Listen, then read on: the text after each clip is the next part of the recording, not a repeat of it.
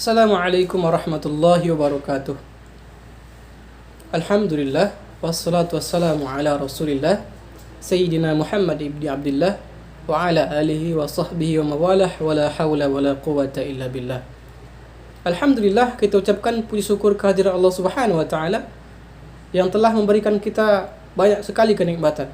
Mulai dari kita bangun tidur sampai kita tidur kembali. Allah Subhanahu wa taala tidak pernah henti-hentinya memberikan kita kenikmatan. Kemudian kita juga bersalawat kepada baginda Nabi Muhammad sallallahu alaihi wasallam dengan mengucapkan Allahumma shalli ala sayyidina Muhammad wa ala ali sayyidina Muhammad. Sebelumnya terima kasih kepada pemirsa semua yang telah menyempatkan diri untuk menonton video ini. Adapun pokok pembahasan yang akan saya mencoba uraikan dalam video ini yaitu tentang pernikahan beda agama yang didasari oleh Al-Quran surah Al-Baqarah ayat 221, yang kemudian nantinya juga akan saya uraikan tentang asbab turunnya ayat ini, serta juga nanti saya akan uraikan pendapat ulama tafsir tentang ayat Al-Baqarah ayat 221 ini.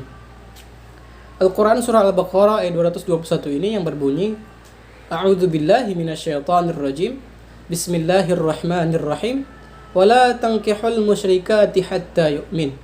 Wala amatun mu'minatun khairun min musyrikati walau a'jabatkum.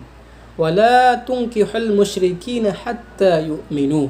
Wala 'abdun mu'minun khairun min musyrikin walau a'jabakum.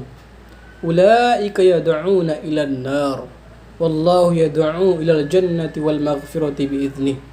Wa yubayyinu ayati lin-nasi la'allahum yatadhakkarun. Shadaqallahul azim. Yang artinya, wala tankihul musyrikati hatta yu'min.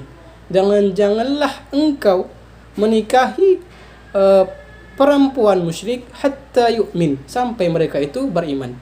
Wala amatum mu'minatun khairum min musyrikati walau a'jabatkum. Dan sesungguhnya budak perempuan itu lebih baik daripada perempuan musyrik walau a'jabatkum, meskipun perempuan musyrik ini menarik hatimu. Wala tunkihul musyrikin hatta yu'minu. Dan janganlah engkau menikahkan laki-laki musyrik dengan perempuan beriman sampai mereka beriman, hatta yu'minu. Wala 'abdun mu'minun khairum min musyrikin walau a'jabakum. Budak laki-laki beriman lebih baik daripada laki-laki musyrik walau a'jabakum, meskipun laki-laki musyrik ini menarik hatimu. Ulaika yad'una ilan nar. Sesungguhnya mereka yang musyrik tersebut, mereka itu mengajak kepada neraka. Yad'una ilan nar. Wallahu yad'u ilal jannati wal maghfirati bi'idznih. Dan Allah itu mengajak kepada surga dengan ampunan seizinnya. Wa yubayyinu ayati lin-nasi la'allahum yatadhakkarun. Demikianlah Allah itu menerangkan ayat-ayat kepada kalian, la'allahum yatadhakkarun, supaya mereka itu berfikir. Adapun asbab atau sebab turunnya ayat ini, yaitu adanya sahabat Rasulullah sallallahu alaihi wasallam yang bernama Abdullah bin Rawahah. Abdullah bin Rawahah ini mempunyai seorang budak yang hitam. Kemudian pada suatu keadaan Abdullah bin Rawahah tersebut memukul budak perempuan tersebut. Dan kemudian Abdullah bin Rawahah menyampaikan kepada Rasulullah sallallahu alaihi wasallam tentang mengenai peristiwa tersebut.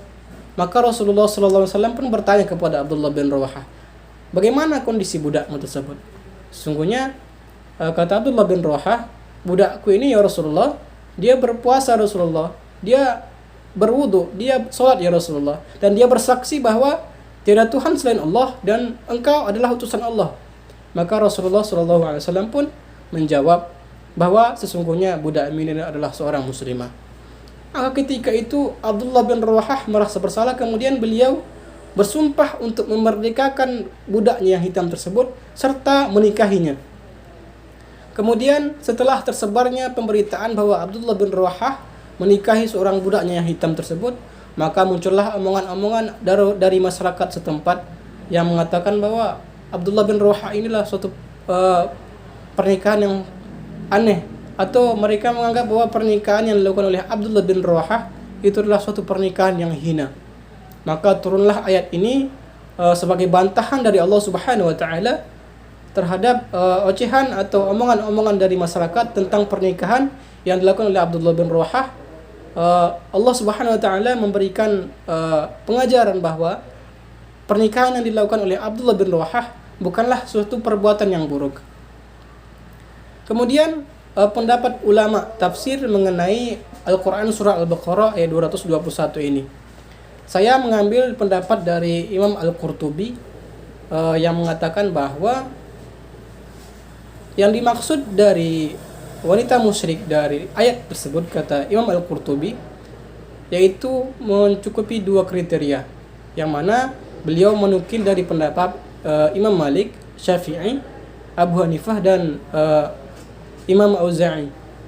Yang dimaksud dengan wanita musyrik yaitulah penyembah berhala dan perempuan yang beragama Majusi.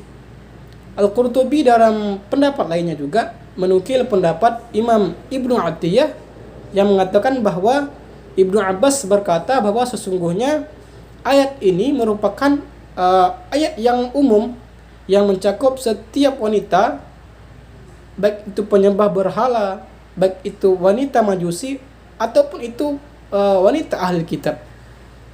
Dalam artian beliau mengatakan bahwa setiap yang memeluk agama selain daripada agama Islam, maka itu dikatakan sebagai musyrik. Maka dari pendapat Imam Al-Qurtubi dapat disimpulkan bahwa ayat tersebut melarang keras tentang pernikahan beda agama, pernikahan yang dilakukan oleh agama Islam dengan agama yang lain.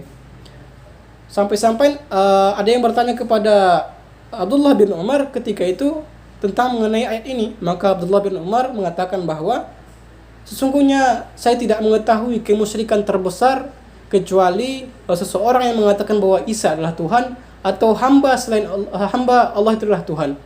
Maka dari itu dapat dikatakan bahwa semua yang beragama selain daripada Islam itulah dikatakan sebagai musyrik, dan larangan untuk menikahinya sudah jelas dalam Al-Quran surah Al-Baqarah ayat 221. Kemudian kenapa sih Allah Subhanahu wa taala itu melarang kita menikahi wanita musyrik atau laki-laki musyrik? Alasan itu terdapat dalam sambungan ayat tersebut, yaitu ulaika yad'una ilan nar. Sesungguhnya mereka yang laki-laki atau perempuan musyrik itu ulaika yad'una ilan nar. Maka bahwa sesungguhnya mereka itu mengajak kepada neraka. Nah, alasan Allah Subhanahu wa taala mengharamkan pernikahan beda agama yaitu karena ulaika yad'una ilan nar, bahwa sesungguhnya mereka itu mengajak kepada neraka. Berarti dalam artian Allah Subhanahu wa taala tidak ingin berdampak buruk kepada kita yang menyeret kita kepada neraka Allah Subhanahu wa taala. Mungkin inilah yang dapat saya uraikan tentang Al-Quran surah Al-Baqarah ayat 221 tentang mengenai pernikahan beda agama.